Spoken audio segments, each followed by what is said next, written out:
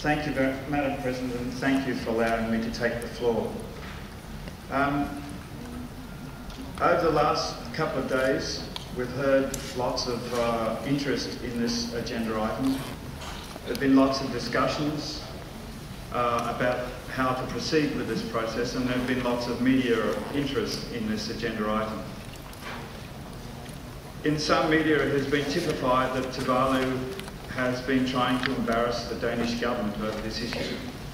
And I want to make it perfectly clear that that is not our intent at all. And I want to make it perfectly clear that we want to have a sincere consideration of this item. We know very well your sincerity and your dedication to coming to a meaningful outcome in Copenhagen. We know very well that you, yourself, have dedicated an enormous amount of time travelling the world, discussing with leaders to discuss this issue and come forward with an important conclusion to this item. We know that the Danes have a strong history of travelling the world. In fact, there are even people in Tuvalu who have Danish names. Unfortunately, you never made it to Tuvalu, though I think you tried. And I think if you made it to Tuvalu, you would have realised why we are so concerned about this issue.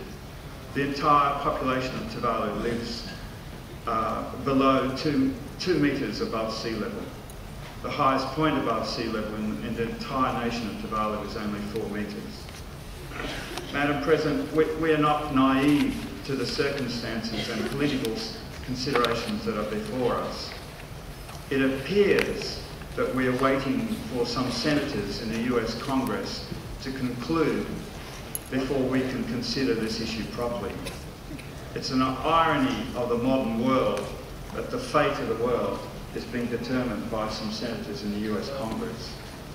We note that President Obama recently went to Norway to pick up a Nobel Prize, rightly or wrongly.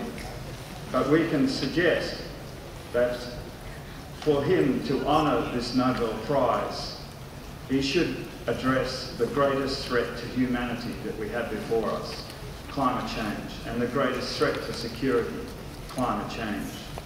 So I make a strong plea that we give proper consideration to a conclusion at this meeting that leads to 2 legally binding agreements. Madam President, this is not just an issue of Tuvalu.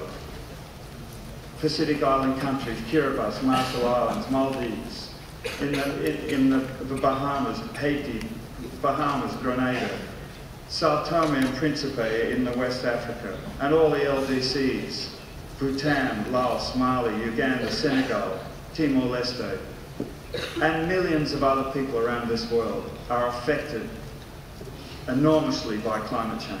This is not just Tuvalu.